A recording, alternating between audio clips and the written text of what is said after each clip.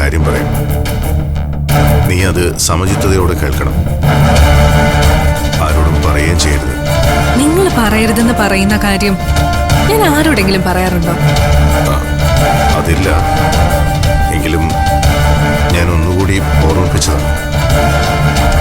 ഞാൻ പറയുന്ന കാര്യം നിനക്ക് എത്രത്തോളം ഉൾക്കൊള്ളാൻ കഴിയുമെന്ന് എനിക്കറിയില്ല.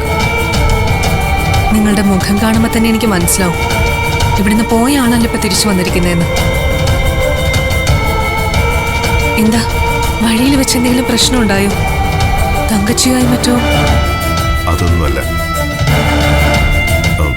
ഒരു വലിയ രഹസ്യം അറിഞ്ഞിട്ടാണ് ഞാൻ വരുന്നത്.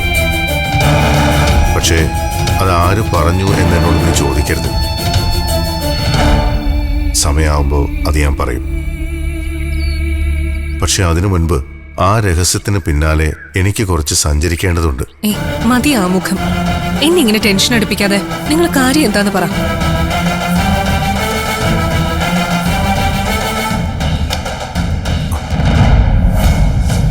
നീ സംശയിച്ച ചില കാര്യങ്ങൾ സത്യമാണ്.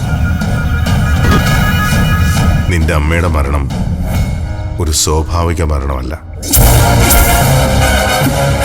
കാല് തെറ്റി വീണ് തലയിടിച്ചല്ല നിന്റെ അമ്മ മരിച്ചത്. പിന്നെ പിന്നെ എന്റെ അമ്മയ്ക്ക് എന്താ സംഭവിച്ചത്? പറയാൻ.